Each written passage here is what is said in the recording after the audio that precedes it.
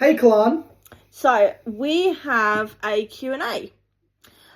We asked everyone some questions, and these are questions that we have got. We've come up with a couple as well ourselves, but these are questions that we think that would be good for a Q&A and also to get to know us as well a bit more. So without further ado, let's get on with it. So the first question is, how did we meet? So it's quite interesting. Richie and I actually met on Tinder in 2018. And we were speaking to each other on and off, as you do. And I went and chose somebody else. And I was with that person. And I moved out from where I was living when I was speaking to Richie previous. Unfortunately, that relationship didn't work out, and then I went back onto Tinder, and as you know, you scroll through things and whatnot, and I came across Richie's profile. Thought, okay, no, he looks good, he looks nice, interesting. And we started speaking. On my profile, I think I had something like, I'm a princess, or a bit of a princess, or something along the lines of that. And Richie's opening line to me was, what was it? It was like... It was something like... for goodness sake. It was like, I am the prince to your princess, or something. I don't know. I've got it saved. I've got it saved on the iPad. It was a cringy wee chat line. I'm a prince and you can be my princess, or something like that. Something really, really cheesy. And it was, I can treat you like a princess. Something along the lines of that. I'm your prince that can treat you like a princess, I think. I don't know. I have not a clue. But it's on the iPad, so we'll eventually maybe get to that. Of what he actually said. But I can remember it took me 20 minutes to respond back to him with simply, hey, with the emoji that has like 3 hearts, and are you okay? So he said like a really cheesy pickup line, and there's me like, hey, are you okay? So, you know, I just did not know what to say back to that. I mean, I'm your prince and I can treat you like a princess, or something like that. That was it. It was along the lines of that. But anyway, yeah, so that was my line back. The difference is that you actually replied. Yeah, I replied. So we got speaking here and there and whatnot, and was like, yeah, let's agree to go and meet and get to know each other. Before that, I think we stopped speaking for a while due to my mental health not being the greatest, and I came off and didn't really do much. Just, yeah, that's for a whole nother story. But I got back in contact with Rich and was like, I'm sorry, I've like kind of ghosted you. 3 times. This is the 3rd attempt that she's had. She's lucky I carried on. So it's like, yeah, sorry I ghosted you. But like, how was your trip to Scotland and things like that? Because I knew obviously the majority of what was going on and stuff with him. And we started speaking, and there was a day that I was free to meet, and I said, yeah, let's meet on this day. And he said, oh, I can't, my car's going in for an MOT. Well, technically the car was going in for an MOT. I said I'd meet you in the afternoon, and then I got a phone call back just before lunch. The car failed its MOT, so new tyres. Couldn't come because they needed to fix the car. So I had to go and meet. When it was a few days after. No, it was the next day. It was the next day. So we decided to meet, and I had butterflies because I was like, oh, okay, I'm meeting this person and whatnot. And then we met. I think Richie was a bit iffy though, because every time he'd been on a date or anything like that, he'd got stood up, or the people just never came, or they cancelled on him. Yeah, my track record wasn't great before I met Bex. No, so I think he was having a bit of a hard time with that. So I don't think he actually thought that I would be, you know, actually going to meet him. Well, I did. I gave him my address. He drove to mine. He lived in Herne Bay and I lived in Dover. So for those of you who know where that is, that's in Kent, at the bottom of England. It's about... I think it's about 35... No, it's a 45-minute drive, I think. Yeah, no, depending on good traffic. Yeah, it's not actually that far away from each other. It's just because there are no real main roads between the two. So you have to go through, like, country bits and behind the scenes and bits like that. But anyway. So I think it's only about 30-odd miles, 25 miles. Yeah, well, anyway. He drove... I think... he kind of thought, oh, I was going to stand him up. And he said that he was by my address. And I kind of knew what car, like I knew what car I was looking for. And I texted him a photo on Snapchat saying, is this your car? And he went, yeah. And I think he was a bit surprised at that because I could actually see his car from where he was parked. But I don't know if he maybe thought, oh, I was going to be like, well, if that's your car, okay, I'm not at home or whatever. It makes something up. Do you know what I mean? That, you know, you're actually at my friend's address. But no, I went and met him and we went out for the day, like for the afternoon kind of ish, didn't we? Went for coffee. Yeah. Went for a really shitty walk in Dover. And then sat in the car for 5 hours having like just conversations and things like that. So that was the first sort of time we met. But yeah, we've been speaking, like, we spoke previous, and like we've both admitted and both said, haven't we, it's quite strange for people to reconnect on Tinder for like a second time. It's usually unheard of sometimes, but it happened and that's how we met.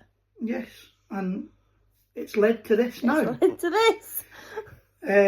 So, I mean, where we've kind of gone on now, so the next question kind of follows on from how we met, and it was the first impressions of each other. So my first impressions, Bex has kind of already told you.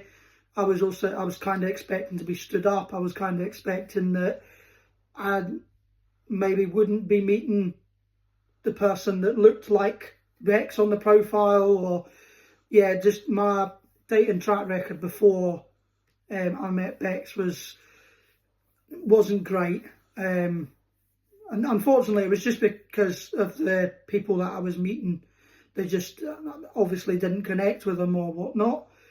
So when I actually first seen Bex walking towards my car, that's exactly what I was wearing as well. I knew it. Yeah, I can remember she was wearing white Air Forces, fresh, crisp white Air Forces, some black leggings, and it was a grey Disney hoodie. Yeah, it was a grey hoodie from Primark that said Disney on it. So, favourite hoodie. Yeah, I can remember that to a T. And I just remember I spotted her walking, and the first thing that I seen was her eyes. And from that far away? You have piercing blue eyes. And I believe the day that we met, there was a little bit of sun. I can't remember. I think it might have been a wee bit sunny. Oh, Jesus, that's 5 years ago. And do you know what I mean? 5 years ago. So my first impressions were, oh my God, she actually looks like what she looks like. I like what I see. And, oh my God, those eyes, I cannot take my eyes off of you. So, yeah, that was my first impression. And my impression by the end of the date was, I think I was kind of falling. So, what was your first impressions of me, sweetheart?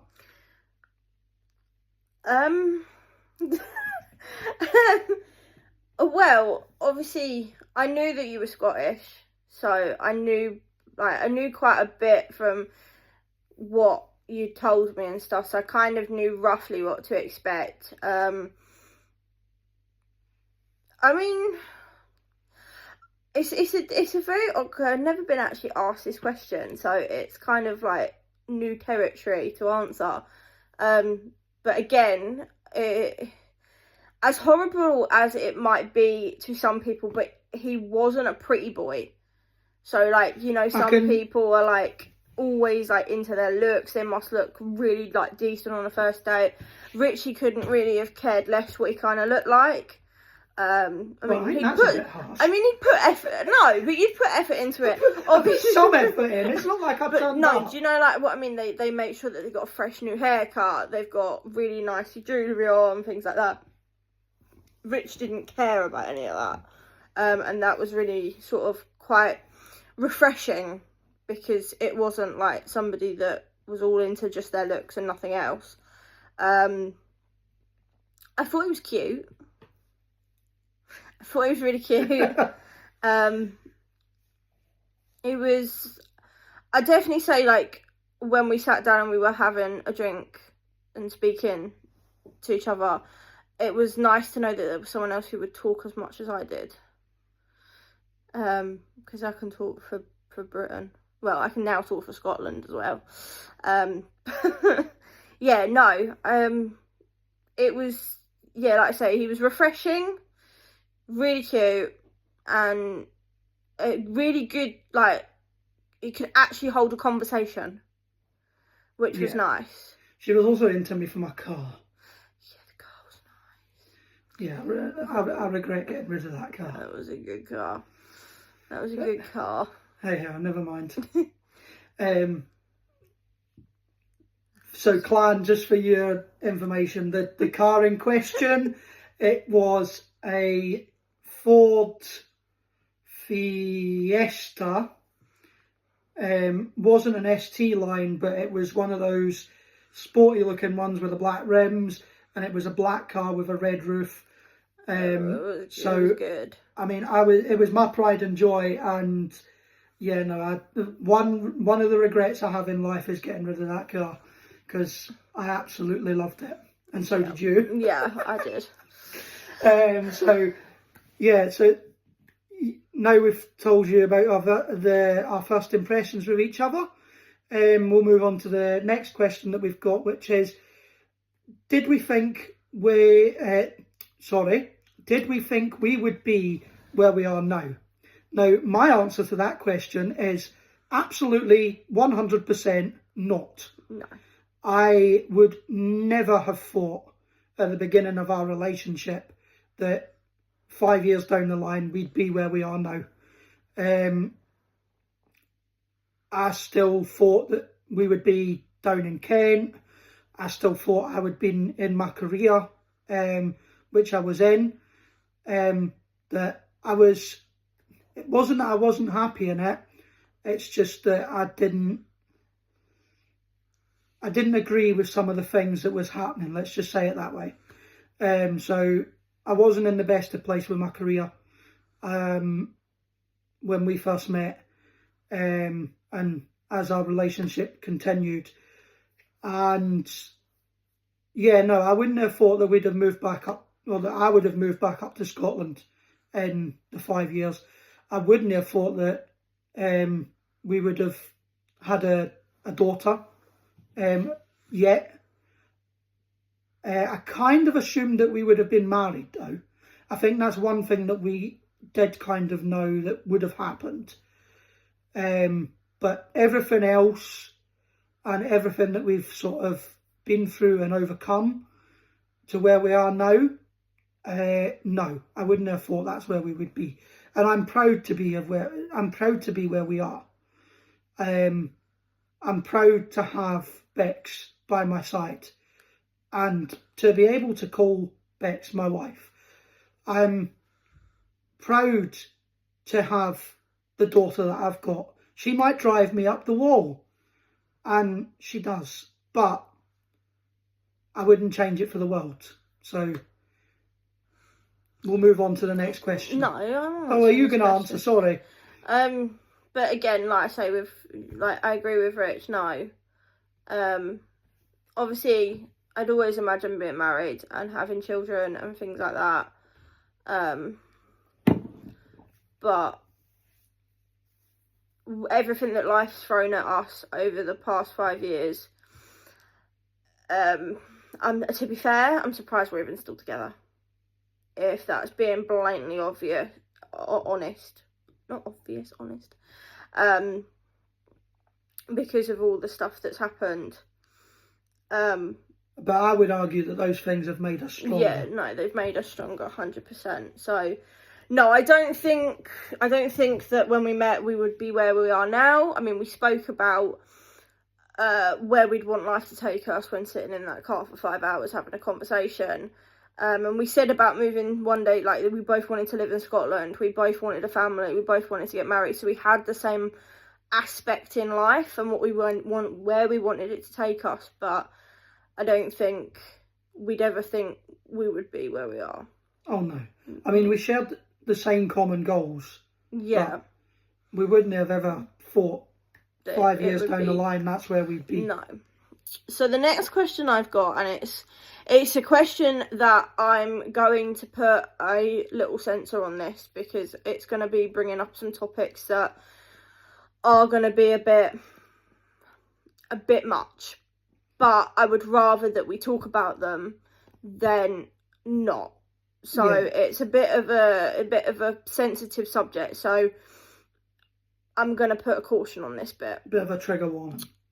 So it's, why did we up and leave Kent and our lives down there? So the answer to this question is, like Richie partly said in his last answer, so he kind of answered this one as well. Thank you for that. Sorry. So when Richie and I first met, about 2 months later, I was rushed to hospital due to having a miscarriage. I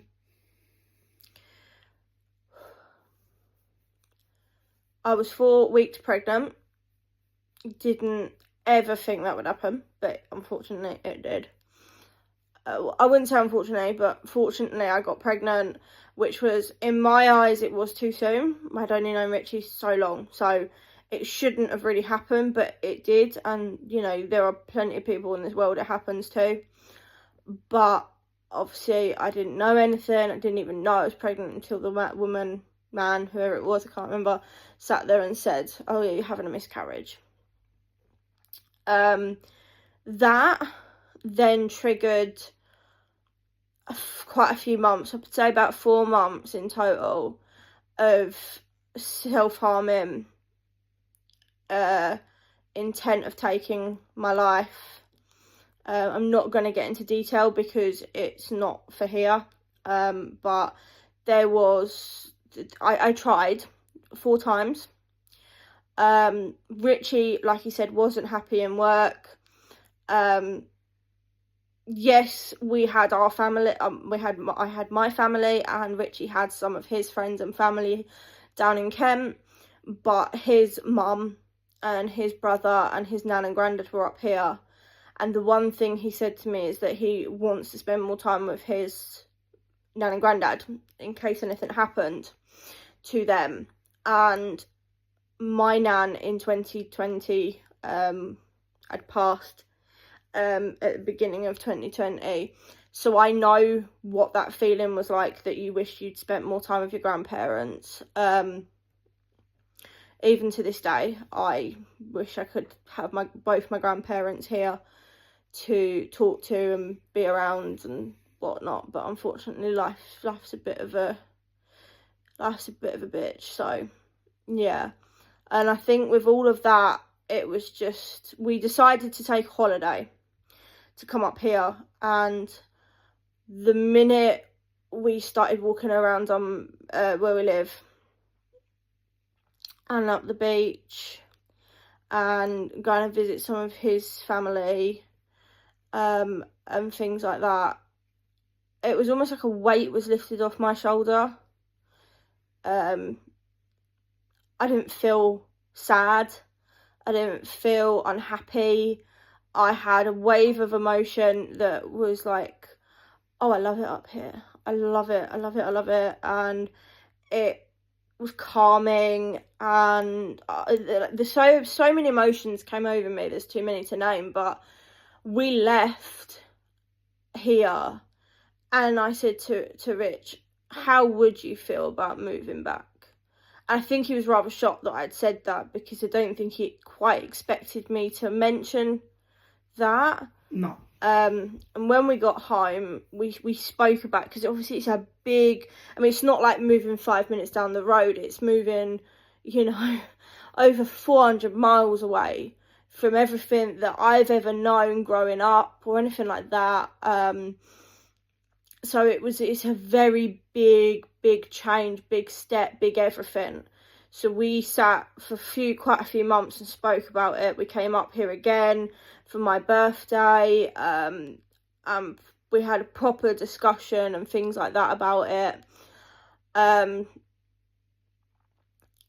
And we did a pros and cons list. And we do pros and cons list for majority of like big decisions that we do now.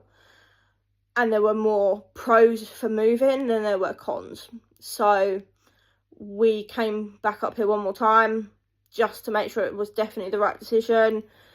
And we left here on like a slight, it was like a little weekend holiday. Yeah, and we left here with a tenancy for a house.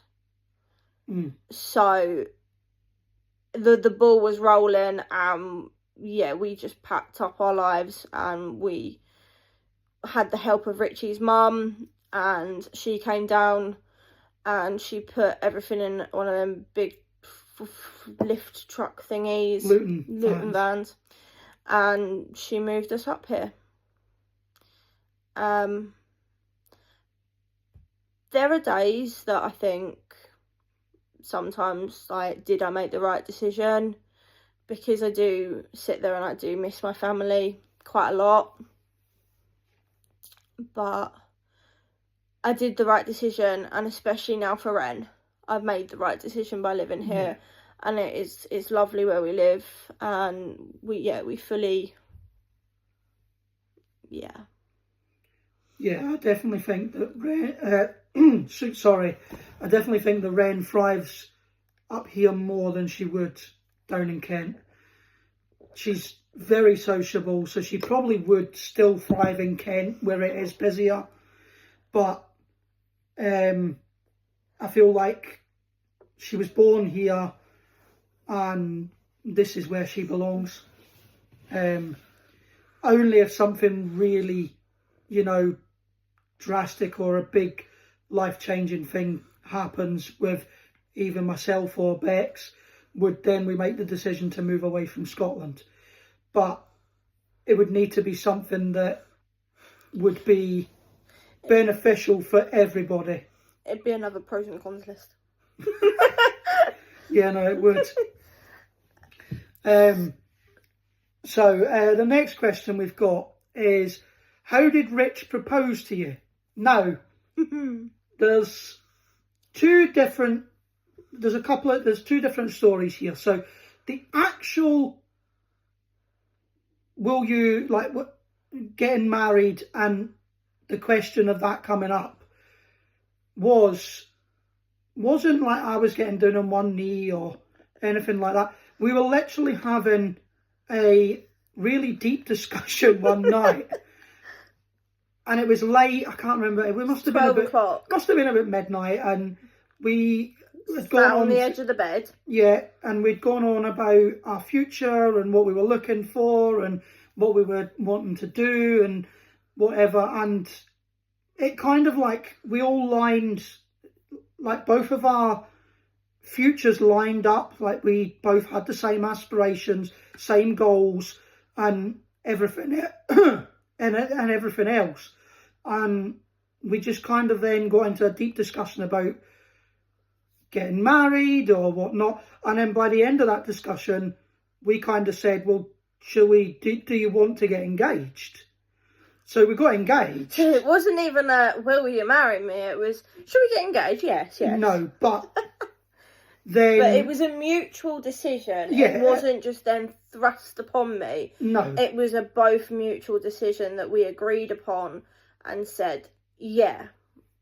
But what Bex didn't know is that I wasn't happy, because obviously I've always dreamed of how I would propose to my girlfriend to be my wife, or my fiance, like to be my fiance, to then be my wife, and having a discussion about it at 12 o'clock at night wasn't the way I wanted it to go. So unbeknownst to her, she said that she didn't want a proposal, she didn't want a ring, she didn't want anything. Well, I ordered a ring behind her back. I waited for my mum to come down, because my mum was visiting about, I think it was about 3 weeks after we had got engaged. And she was bringing down, she had 2 dogs, so they were my family dogs when I was growing up. Missy and Bruno. Unfortunately, Missy's no longer here. She has crossed that rainbow bridge. But she brought the 2 dogs down, and I wanted to propose in front of my mum.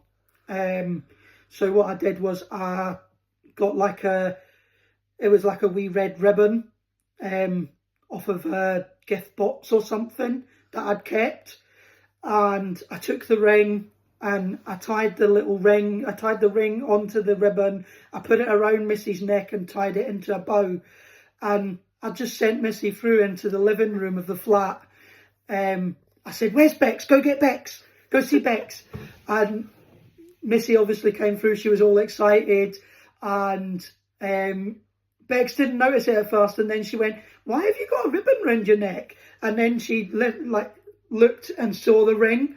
And then as soon as she saw the ring, I got down on one knee and I said, "I know we've already got engaged, but will you marry me?" And I mean, the answer's pretty clear. I said no. We've both got our rings on, and you know, we're here together making videos. So yeah, that's kind of how that all came about. It was cute. So especially now, knowing that obviously Missy isn't here, that she was a part of it. So it's just nice to know that I have that memory with his family dog. Yeah. As weird as it may sound, but I have that connection because he did what he did. She delivered you the ring. She did. So your engagement ring was delivered by dog. So yeah. And then obviously DPD, dog proposal department. That's good. That's good. Start a business. Start a business. So yeah, no, that's kind of how the whole proposal and things came about. Next question: why did we get married so quickly? Now, for those of you that don't know, we met in the middle of October of 2020. When the COVID restrictions had started to be lifted. We spent Christmas together of that 2020 because the lockdown happened again. No, I didn't propose, sorry. I asked Bex to become my girlfriend at the end of October. On Halloween. Then I kind of moved in. Wasn't really by choice. Like, it was just nice to be in company, and I knew that we were kind of in a pandemic. No, let's get this straight for the record. The man moved in because he would go to work, he would come home from work for his washing to be all done, a cooked meal on the table, presents on the bed such as bottles of Iron Brew, new little socks, boxers, clothes, packets of cigarettes because we both smoked back then. He was coming home to that every single day. Obviously me as well, but that's neither here or there. But he was coming home to those things being done. So why would you not live with the person that's doing that for you? Exactly. So the man then was like, no, I've got to go home. Well, I mean, I was paying for a flat that I wasn't actually staying in, so... we decided to make that our weekend home. We decided, so we had a weekend home in Herne Bay, which was like the really nice area, and obviously Dover was a bit of a cesspit, shall we put it nicely. Sorry for the people that live there. But no offence. Don't get me wrong, there's some nice parts of Dover, but it's not really that great. It wasn't where I was living. So we had a nice weekend holiday home in Herne Bay, which was me paying like £600 odd a month on rent. Compared to my £400 a month. Yeah, so by that, so I got with you in October. We got together in October, moved in together, spent Christmas together because I was meant to spend Christmas up here with my family, but again, lockdown restrictions prevented that, so I spent Christmas with Bex, which was lovely, although I was working. My flat almost caught on fire. Yeah, so... He asked me to live with him. That was in the new year that... He asked me just before, so it happened just before the new year, and I didn't agree until the beginning of March. Yeah, so we actually moved into Herne Bay on the 10th of March 2021, and then I think it was about the 23rd. It was 23rd of March. 2 weeks later, we were then engaged to marry. So some people might say that's very quick because you're going from October to being together to moving in. It was less than 6 months to them being engaged. We were together less than 6 months before we got engaged. However, we didn't get married until the October of 2023. Of October 2023 we got married. So there was obviously still, even then you would sit there and say, well, that's only 2 years, 2 and a bit years. There's lots of people that get married. When you know that you want to be with someone and all the right things are there and none of all the bad stuff has happened, Richie had seen me at my worst by then. I had seen him, so there was nothing more to discover about each other. There was he saw all the flaws that I had, I saw all his flaws, so there was nothing that made you go, It just felt so right to be with each other, to be living with each other, to getting engaged, and then eventually get married. So, yeah, I mean, I suppose you could say it's been quick, because in 5 years, we've been partners, we've been engaged, we've been married, we've had a kid, we've moved, so I can understand some people might sit there and say, oh, that's actually rather quick. But then relationships all go at their own pace. There's people that I know that have been, There's somebody I know in my family that they've been together, I believe, 10, 11 years, and they're not married. They've just moved it. They've moved in together, but they're not married. They're about to have children together. So what's the difference? Do you know? Yeah, they're about to have a child. I mean, together. I know somebody for sixth form, like when I was in college, sixth form college, that he got with his girlfriend then. And, they've been together for 11, nearly 12 years.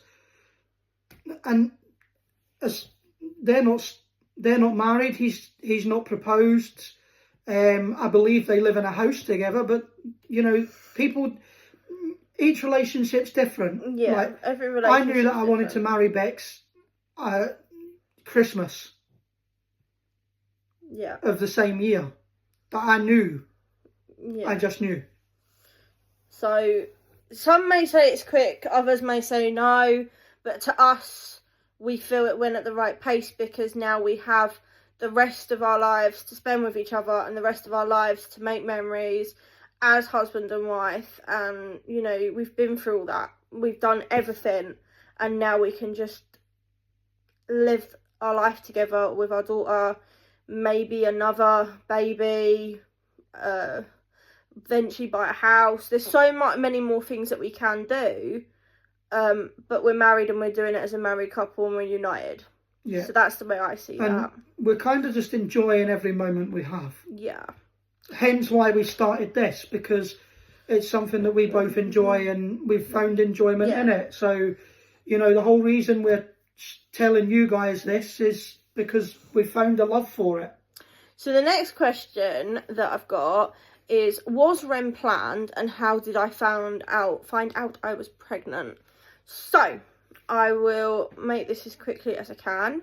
So no, Rem was not planned, but she was semi-planned. We'd planned to eventually one day have children, but that was after we were married and maybe a couple of years. We wanted, I more wanted to get married, be in a bubble of just being husband and wife, and then eventually think of children. But unfortunately, Renesmee had other plans. Yeah. So how did I find out I was pregnant? So, we both worked in a hotel. I was working nights and Ritch was a concierge. Working days. And our hotel got hit with COVID really badly. So a lot of staff was going off. Every day you'd hear that one more person had gone off with COVID. So it was kind of spreading a bit like wildfire around the hotel. I was the start of that domino effect. Richie then got COVID. I was the start. No, I don't know. But Richie caught COVID and came home and was not allowed to work for many days as it was back then that you couldn't. So he was at home and obviously I was still working. And the hotel had decided that I should live in the hotel to do the night because, again, there was only 2 people on nights. There's meant to be 2. So the way nights worked in that hotel was it was meant to be 2 people working with each other, and then the next lot would be, so we did a 4 on 4 off system, so you worked 4 days, off for 4 days. So I would be working with someone for 4 days and the next 2 lot of people, so if that makes a bit more sense. There was only 2 of us left, so one had to work 1 lot of 4, the other lot of 4. So they decided it'd be a good idea if I moved into the hotel just until Richard got over the COVID, then I could go home. I agreed. Again, we spoke about it, Richie and I agreed, and I said yes. Now, while I was at the hotel, I had got a lot of my fellow people who I worked with saying that I looked a bit iffy or a bit funny, and that potentially I look a bit pregnant. And to me, we'd been trying at that point. If it happened, it happened. If it didn't, it didn't. But every time we took a pregnancy test, or I did, you didn't, but every time I took a pregnancy test, it would come back negative, and it hurt. It hurt to see the negative. You just kept getting disheartened. I get disheartened, yes. So I was saying back to them, no, there's no way I could be pregnant. It's not happening. I am not pregnant. Go away. I didn't say go away, but obviously I'm not going to swear. And then I caught COVID. So on my last night, on my last lot of nights, so I'd done 3 night shifts previous. It was my last night. And I, every night or every time you started your shift, you had to take a COVID test. And my COVID test came back positive. So I was told I have to go home immediately. So Richie drove, came and picked me up and brought me home. And I didn't feel it as bad as COVID was. I didn't really feel the effects of it. I was just tired. I was just really, really, really tired. And I had a little bit of a sore tickle in my throat. But I had booked for a food shop to come the next day. Because I'd planned to come home the next day. So I put a pregnancy test in that food shop because I was going to prove everybody I worked with wrong. So as the food delivery came, put it all away, and I said to Rich, I'm going to go pee on a stick. And in our old house, we had a bottom bathroom. We have the sort of a bottom bathroom, top bathroom here, but the layout is 100% different. But I went into the bathroom and I did it. And I looked at it and I had to do 3 takes at the pregnancy test, and I was like, I don't think I could quite believe it. So I went on my phone and I asked Google if COVID could present a positive pregnancy test, and the answer was no.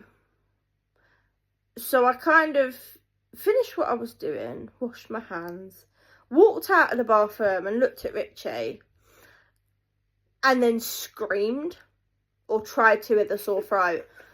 And he looked at me, and he looked at the pregnancy test, and he could see. Now, I have never seen a pregnancy test go so quickly, positive or negative or anything. Those 2 lines went, whoo, so quickly. It was unheard of. So, even though Richie had COVID, I had said, no, I need you to go to Asda and go and get 2 digitals. One that says not pregnant or pregnant.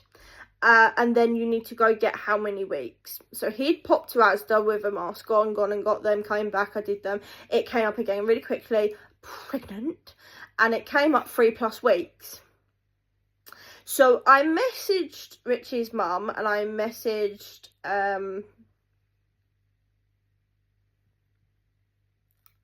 who was it? Fiona at work. And I went, oh, with a picture of that. And I went, 2 positives in 2 days. That's got to be some kind of record. So not only did I have COVID, I was pregnant as well. So obviously I was new to this, so I phoned the doctor and I went, I think I'm pregnant. The test says pregnant. There's 2 lines. I think I'm pregnant. What do I do? How many weeks are you? I don't bloody know. The thing says 3+, so I don't know what that could be. It could be more than 3 weeks. It could be 3 weeks. I don't know. So she said, "Oh, right, well, I'm gonna have to book you in for a ultrasound tomorrow." So I said, okay, that's fine. I said, but I have COVID. She went, that's fine. So what we'll do is we'll get you to tell us that you're here, and we'll go and take you through the back, and we'll all put on protective stuff, but we need to find out how many weeks you're pregnant, because we need to get it sorted. So I went in, got a thingy, and the woman said from the scan that the little jelly bean in my my little jelly bean in my belly, was 9 weeks. Yeah. Now, bear in mind, right, at work, I did something really, really stupid. I sneezed and hurt my stomach. I went to the out of hours hospital because I was in so much pain, and I did a urine sample, and the woman came back to me and said, "Oh, you're not pregnant." Yeah, that was about 3 weeks before we did the pregnancy test. No, it was 2. Well, there you go.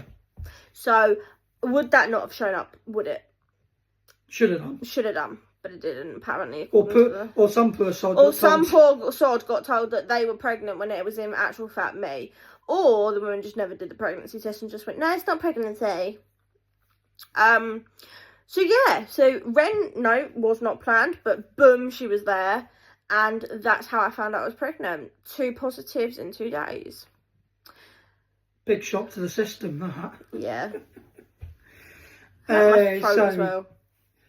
Move on to what has been your biggest up and your lowest down in your relationship? So for me, the biggest up was definitely the birth of Ren.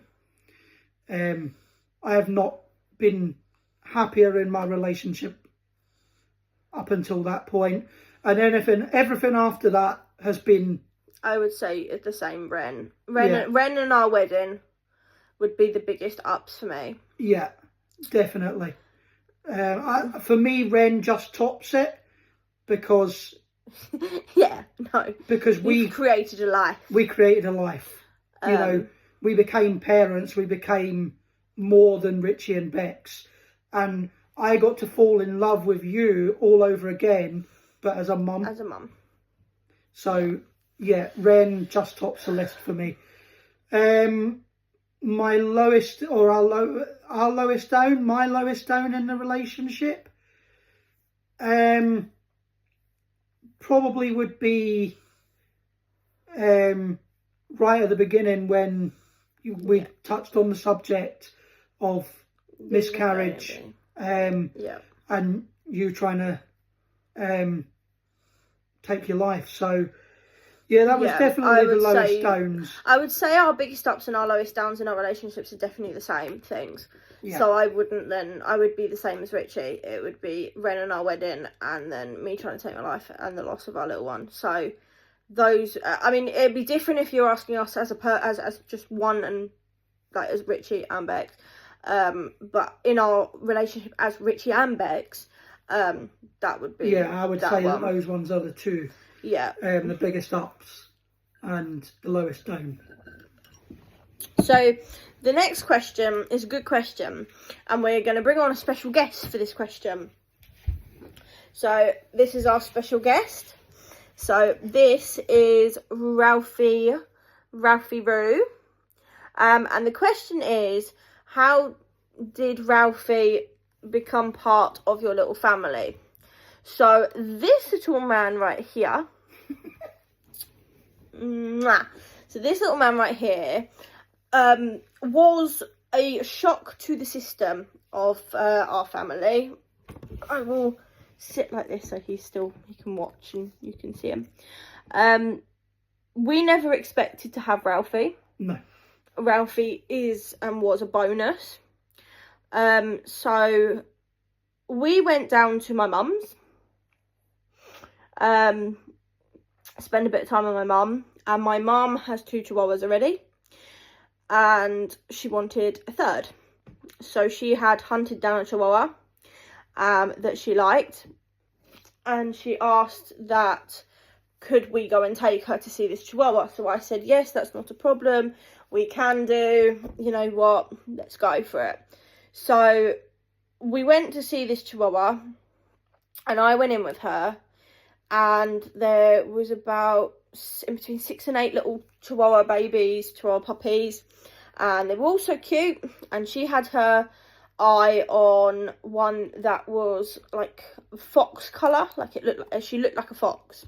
She's like an Auburn. Yeah, so she had her eye on that one, and she fell in love instantly with her. And this little thing pops out from in the little crate and starts attacking my mum's handbag that's on the floor, trying to eat it, trying to play with it, the whole lot. And my mum wanted to see how this chihuahua would be around her chihuahuas, so she knew that she was doing the right thing. And the woman said she had no problems. So Richie came in and brought my mum's other 2 chihuahuas in, and they all got on well. And this little one right here went and chewed Richie's shoelace. Yeah. And whatnot, and he was so cute. He was adorable. He was adorable. He still is adorable. But he was the last chihuahua to get. Oh, are we keeping you up there, my darling? He was the last chihuahua, and nobody had any interest in him. So I felt like really bad and whatnot. And my mum had, honestly, are we keeping you awake? Do you want to go to bed? Do you want to go to bed? So, yeah, like I said, he was the last little one. No one had any interest in him. So, and my mum really wanted the other one, who she calls Bella. So as we were sitting down for dinner, I was texting the woman, trying to say, oh, can we come and get, like, how much did you want for the other chihuahua, things like that. And I did not expect anything. I was just making conversation. I said to my mum and to Richie, I really hope that little Ralphie, because we knew his name, because the kids that the owner had, or the woman who was selling the puppies, they'd all named him Ralphie.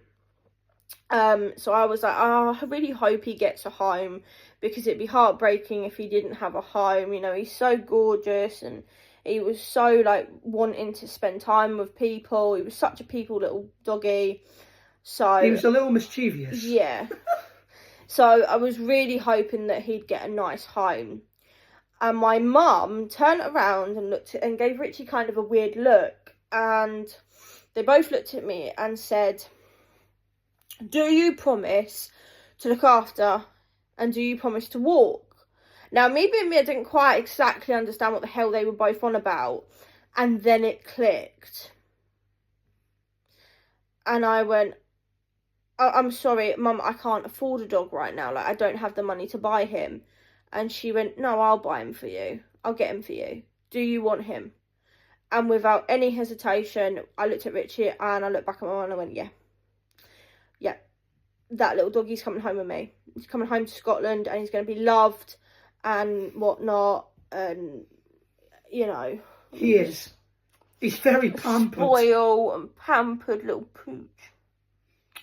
And I messaged the woman back and I said, change of plan, can I take Ralphie as well? And the woman was like, oh, yeah. She went, and you can have them both for, what was it? For $1,000? So 500 each.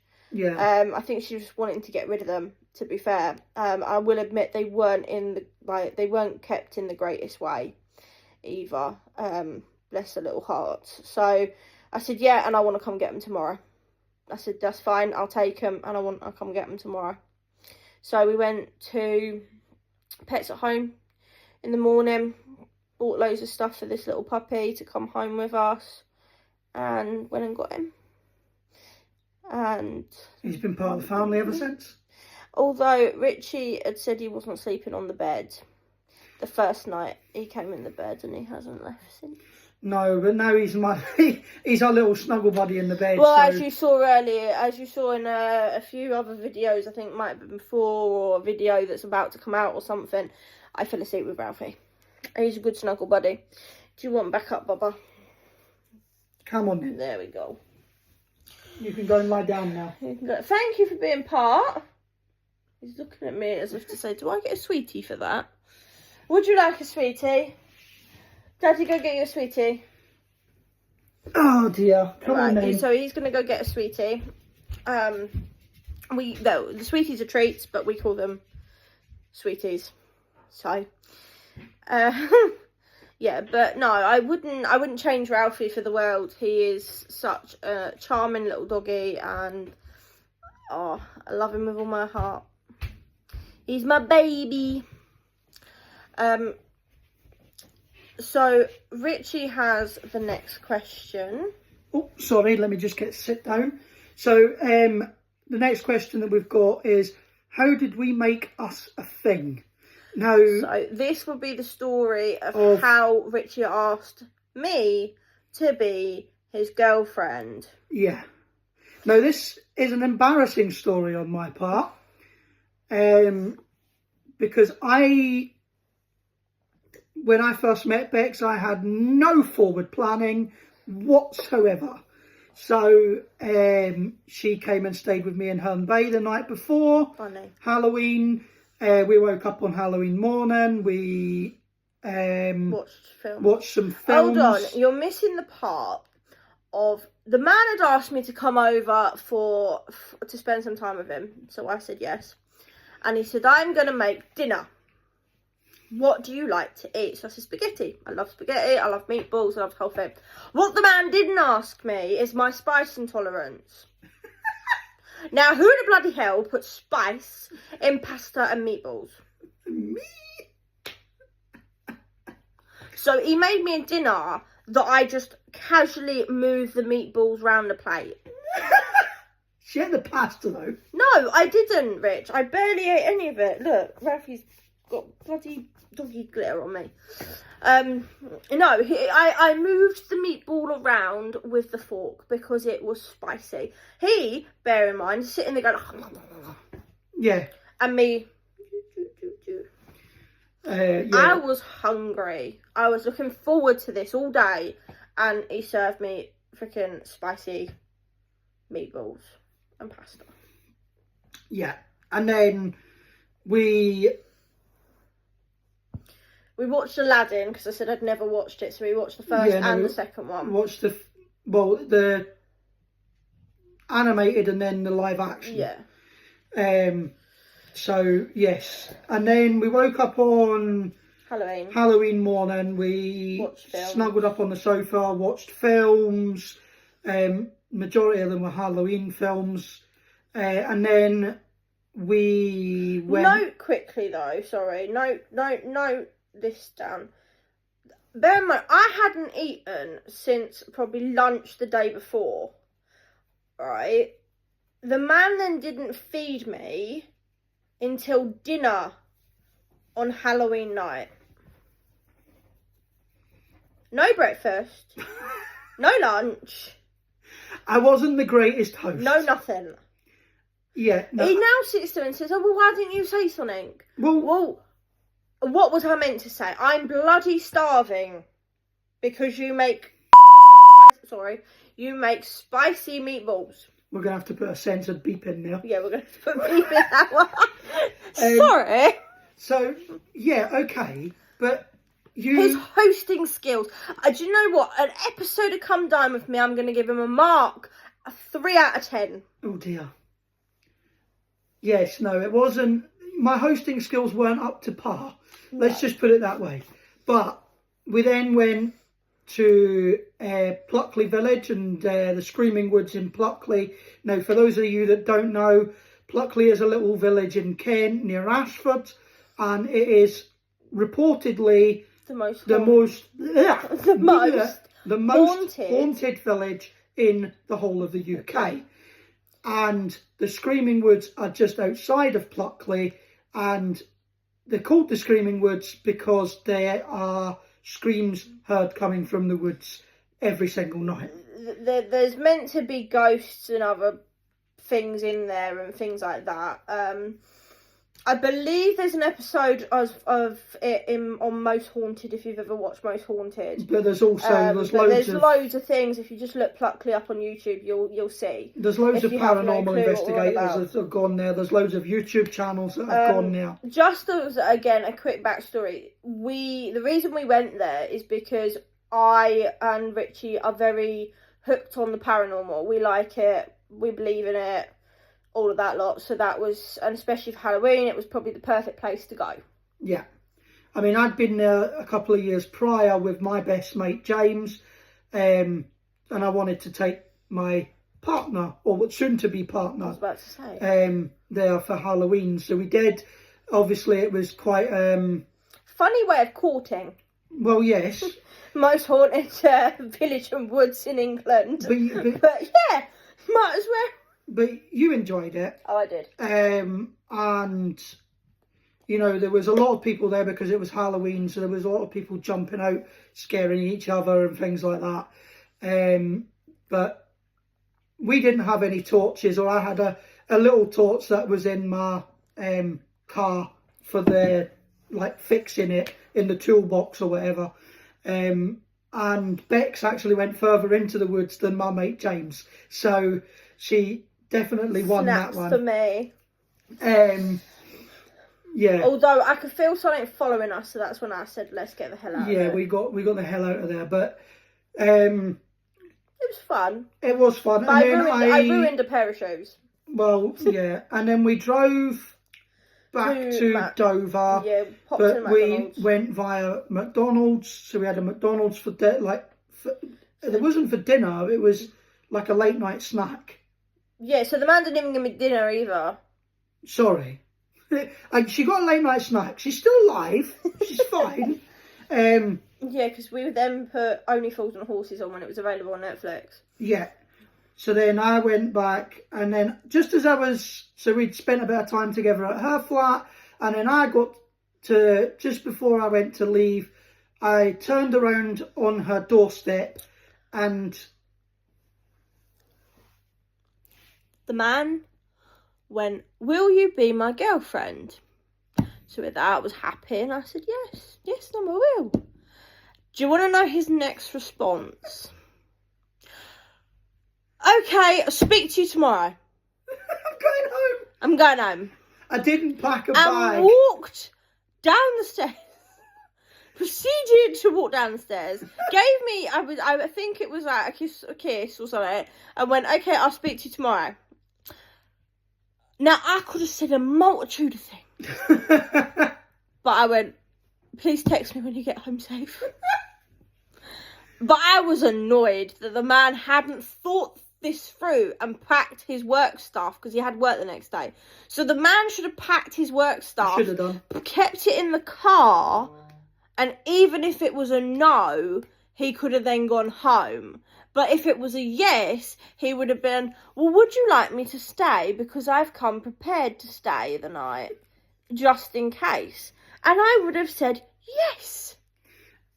Unfortunately, that didn't happen. And But obviously the man now wasn't that prepared. paints me in a bad light. Yes, I wasn't the best. Yes, I will be your girlfriend, but I'm off home. Yeah.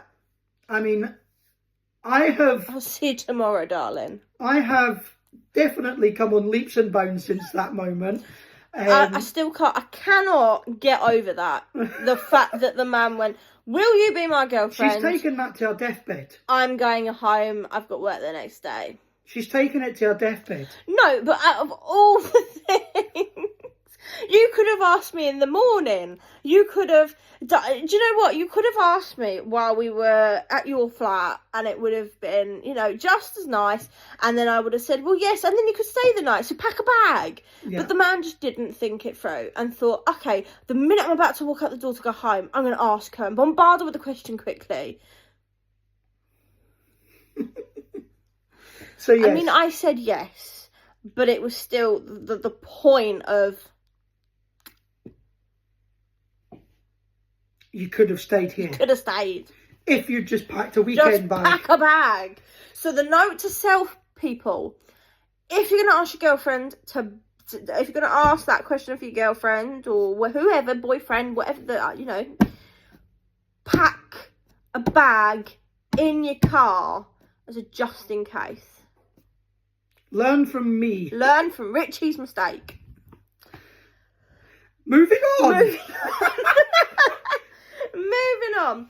So, the next question is, how did we choose our wedding party?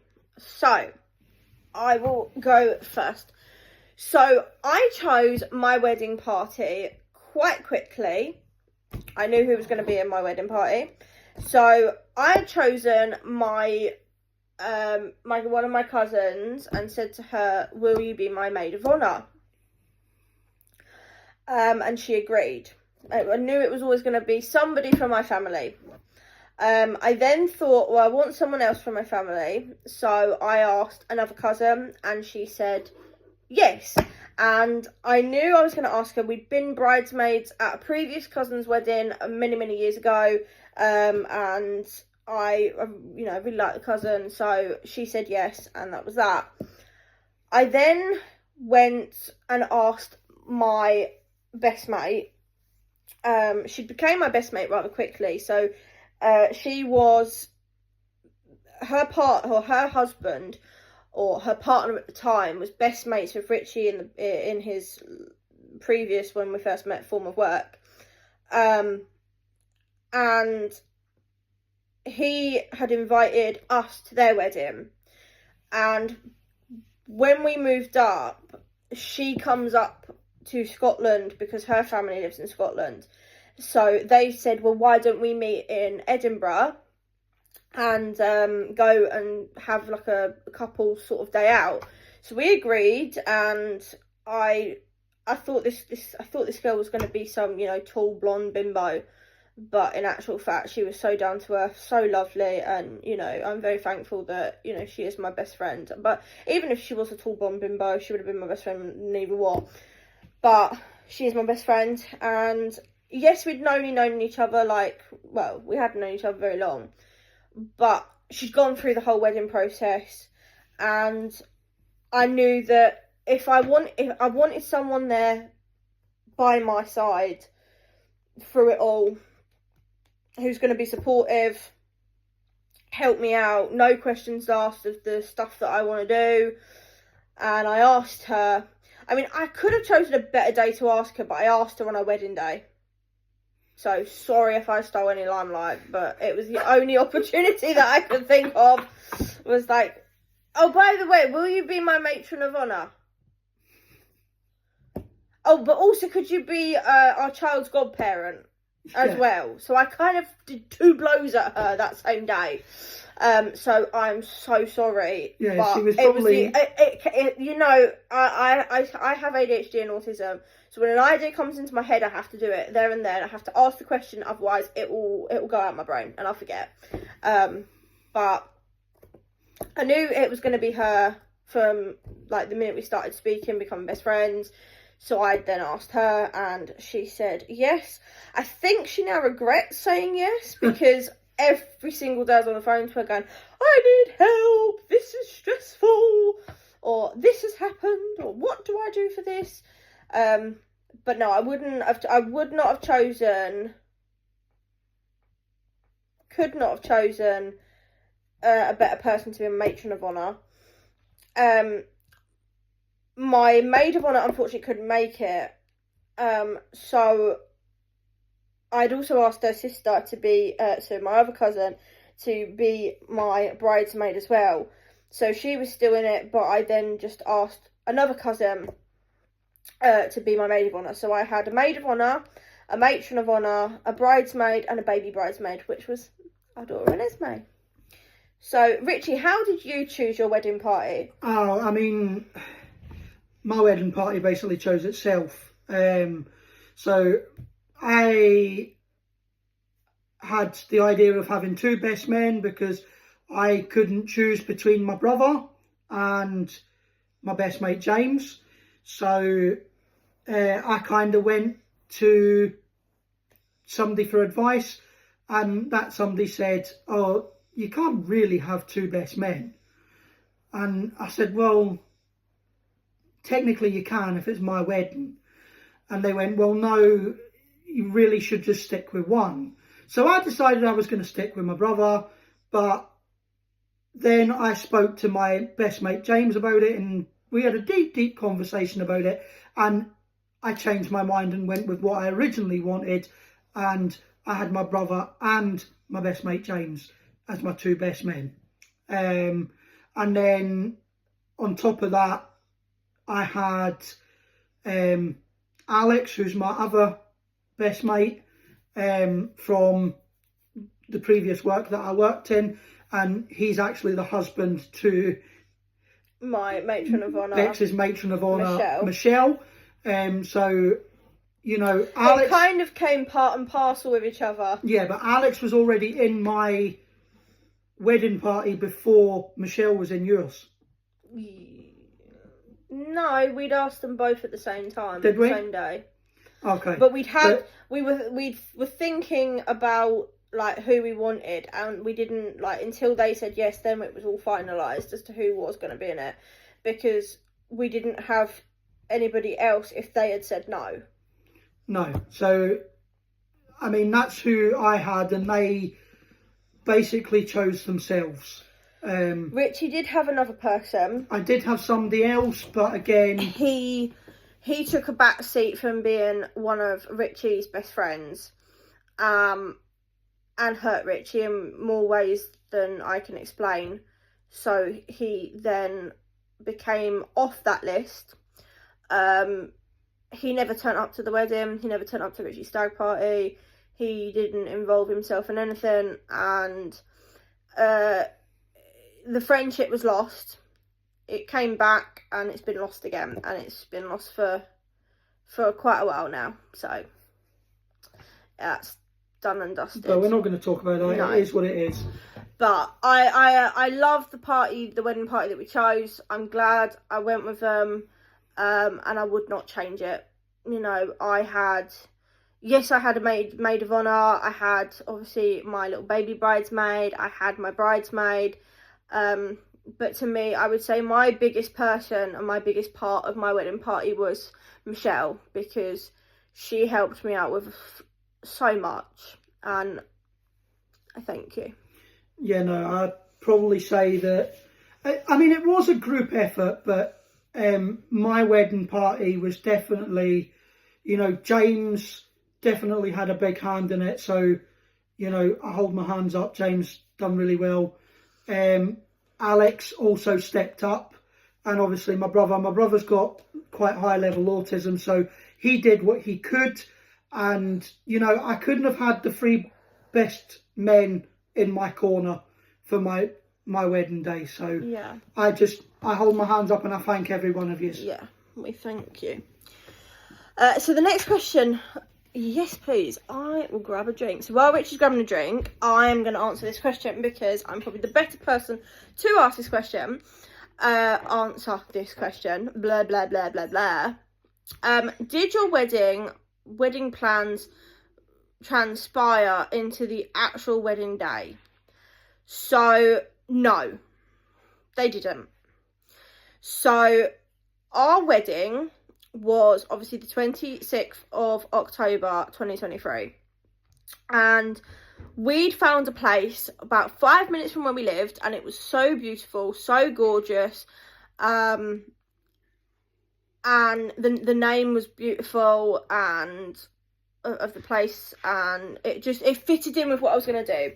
So we heard, because obviously we got together on Halloween, we wanted a Halloween kind of autumnal themed wedding, and the place that we had gone for offered all of that. I mean, as you walked into the venue, it had barrels, it had hay bales, it had, you know, wood rafters, it was burgundy, like the whole place was fitted out in burgundy anyway, and it was just the perfect place.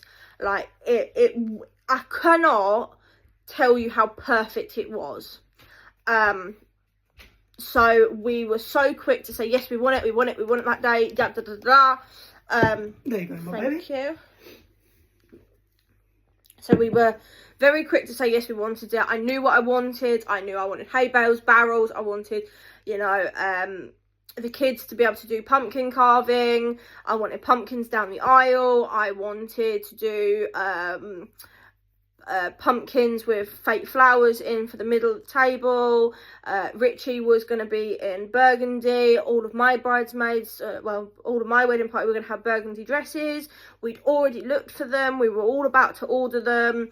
We knew what everybody was doing. So we had it planned within a month to a T of everything we wanted. Just obviously the finalisation of where everyone's going to sit, who's coming, everything like that wasn't there. But the theme, everything else like that was perfect, and I'd already knew what cake I wanted. So like I say, everything had been planned. I'd showed my parents it, we'd showed Richie's parents and grandparents and things like that we'd bragged about it to so many people that it couldn't have been more perfect. But as most things go in our life, when we find something perfect, it does not last. And unfortunately, at the beginning of so this was in 22. So this was while I was pregnant and about to give birth to Ren that we'd found our wedding venue. Yeah. So I'd been planning our wedding through all of, like, while having a baby, while being pregnant with Ren, all the way through 2022. To then spend time with Ren in 23, because my wedding had been planned while I was pregnant. So that was the aim. Unfortunately, beginning of 2023, our wedding venue had gone into liquidation, and they had cancelled everybody's wedding. And that day, everything just came toppling down on me. I wasn't in a great place, because the place I had my heart set on had gone. So we had obviously time, but in a sense we also didn't, because we had sent out save the dates to everybody, and we were about to get our invitations printed, and we had to then quickly go find a venue to make sure that we'd had a venue for that day. That's how quickly it was. It was literally, we had couple of weeks to find a new venue, and we had searched thoroughly in our price range that we had, the budget that we had, for a place that was exactly the same, similar, the whole lot, than the place we already had, and we could not find that. No. Anywhere. We went to a gorgeous wedding venue, absolutely gorgeous, and it was almost 4 times the price of what we wanted. and I didn't want, like, my dad was paying for the wedding, and I didn't want him to spend that much on a wedding. So I said, no. Eventually, the hotel that we both worked at, or I had no longer worked there, but Richie were taking the bookings from our venue that had shut and trying to match the price and do what they can to help people out. So we went to them, and we'd given them all the information and everything for our wedding, and they said, give us a week or two, we come back to you, we tell you a price, tell you what we can do, So I had no hope, because we'd been there for while we were looking at places, and they were wanting quite a lot of money. I mean, weddings are not cheap. But we had a wedding in this place that we had a heart set on for, a total of about $5,000. That was the food, the venue, the majority of things. So they came back to us in an email, and when I tell you I was about to throw my phone, I was. They matched the price and gave us a wedding at the same amount. And yeah, that was that. So we decided to go with where we worked. Yeah. Have our wedding there. It didn't quite fit in with our theme, and we needed to rejig the whole thing, because the whole thing went.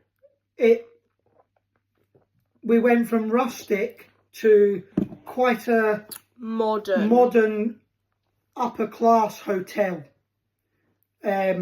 So all of that year of planning went out the window, and we needed to redo the whole thing, organise the whole thing, while parenting Ren and bringing her up and nurturing her. So I was rather disappointed at that. I loved my wedding day. Absolutely loved it. There were things that went wrong constantly. There were so many things that went wrong. If I could go back and redo it, I would definitely have a professional photographer. I mean, I thank Richie's uncle for being our photographer, and he did a wonderful job. But I would definitely have said, no, let him just be part of the wedding. And, because for our wedding, we relied on him and everyone else with their phones. Yeah. So it was a bit like, oh, right, okay, I've got to rely on all my guests to be my photographer. So I would definitely say that. To be fair though, everything apart from a photographer, it's just like the little niggly bits. Yeah, I mean, I would have preferred our guests to be seated and stayed seated at the correct time, so that the ceremony could have started on time. Oh yeah. But that's because everybody needed the bloody toilet. Oh yeah, but everybody had been drinking since early that morning. Because everybody had come in and waiting for like the wedding to start. They'd had a drink and stuff, so it was like, hold your pee. Yeah, just hold it for half an hour. just let me be on time. Just let me walk down the aisle and be on time, because usually I wasn't known for being on time for anything. And this was the one day I wanted to be on time and I wasn't. No, but then that was because of a knock-on effect. Well, no, technically I was there on time. It's just everyone else fudged up my time. Yeah, everybody else screwed up your time. Yes. But the other thing I would have changed is people walking down the aisle should have been at a set pace, and not people like just flew down the aisle. Even your dad, to a certain extent. Yeah, my dad kind of like held my arm, and I told him, please go start, I've got a really big dress on, I need to kick it in front of me. And he went, okay, let's go. Yeah. He couldn't get rid of me quick enough. No, he was handing. He was wanting to make sure that Richie, take her off my hand. He was wanting to make sure that I didn't have a chance to turn back. Yeah.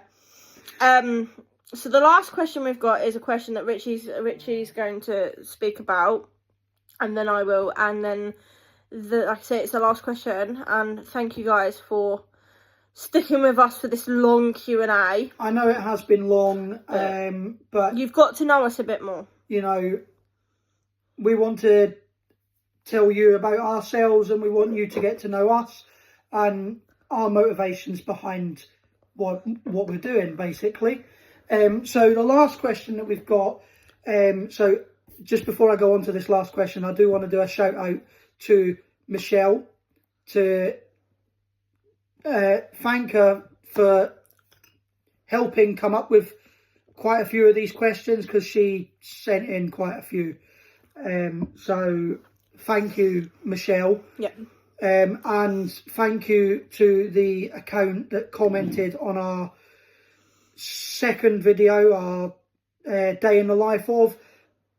You do not understand that how much smile it put on our face. We appreciate that, and it really does mean it means a lot to us. Yeah. So thank you very much. So the final question is, what's your favourite memory and of during the relationship? Obviously, not your favourite memory of all time, because that would be a hell of a lot different. That would be very different. But yeah, no, my favourite memory of our relationship. I mean, I could go on for hours, but there's a couple that I think of. I mean, the birth of Ren, our wedding day, but these are all so obvious. It was one of my favourite memories was the day we moved in together properly for the first time. We moved into our own flat together and became a unit. Well, I wouldn't say a unit, but sort of became like a couple living under the same roof. So that was one of my favourite memories, although it was after that kind of turmoiled. One of my other favourite memories was finding out we were pregnant. That will always stick with me, because we tried hard. We didn't know if it was ever going to happen, and we even discussed, if it doesn't happen, the other routes that we would have gone down. So yeah, those two things for me stick out as one of my favourite memories. So my favourite memories is probably, I would say, Richie, as stupid as it is, but Richie asking me to be his girlfriend, because as stupid and funny, and you know, as much as I wanted to, you know, the man asked me to be his, and the story then continued from there. So that was a good day. Ren being born was another, because I would say that would probably be my all-time favourite memory, because Ren coming into the world wasn't one of the smoothest or the easiest. No. Oh no. And I have to give the biggest, utmost respect to this man sitting next to me, because he, over the 4 days that I was in that hospital giving birth to Ren, just, as much as he could not do anything, him just being there was doing so much. I mean, he rushed to the hospital the minute I said that I was about to have a C-section. Which then got cancelled. He stayed with me that night. He could see I was in so much pain and agony. I was so upset. And when you have a baby, so many emotions come with that. But he stuck by and just held my hand and made me laugh through it all. And, you know, all through the night of me being in labour, you know, I had sleep here and there, but the man did not sleep He did not get any sleep at all. He stayed awake all night, making sure that I was okay. I had everything I needed. Everything was okay. And the minute I found out that I had to have an emergency C-section to get Ren out now. And while we were in that operating theatre, all he did was stroke my hair and say, "It's okay. It's okay." And just held my hand. And yeah, I mean, I cannot thank him enough for those days. And I knew he found it hard because later on I found out from Michelle that he had cried down the phone to her and Alex. And he just didn't know what to do, and he had struggled really badly. So although there wasn't much he could do, just being there and being Richie was everything. So that was one of my favourite memories of me and Richie, is him being with me for the last minutes of it just being me and Richie. So before May came in our lives. To all the men out there that have got partners and, you know, are going to create families of your own, take a leaf out of my book. You might feel like you're not doing anything. There's sod all you can do. You know, you feel useless, that, you know, if you've got a partner that's going to be giving birth, that you don't feel like you can do anything. But trust me, from Bex's admission, I'm sure every other wife, partner, mother would say the same thing. Just being there is enough. And it definitely is. And bring food. Well, that's obvious. Bring food, I mean, that's pretty, and be there. That's pretty all we obvious ask. As a man. Like, you've got to bring food. Yeah. But yeah, just stick by, and, you know, show the love. Case sushi. Yeah, and just show the love and everything that you have done throughout the entire time you've been together, and she will thank you for it at the end of the day. So take it from us that, you know, that's one of the best things that you can do. I felt useless, but after we had a discussion about it, I realised that I had done everything that I possibly could have. And it really did help. But after all of that, ups and downs, we're going to end on a good positive note and a really cute note. Our special guest is fast asleep on the sofa with his ear back. So I think he's a bit tired. Yeah. I think it's bedtime. But we will catch you all later, and thank you for watching this video. I know it's been a long one. Do not worry, there is another day in the life of us coming out. It's just tomorrow evening. Going to be tomorrow evening, because and it will be two days in one. Yeah, because this video will be going up live tonight. Yeah. Right, so we are gonna say goodnight. Yeah. And we'll catch you on the flip side. But hey, Clive.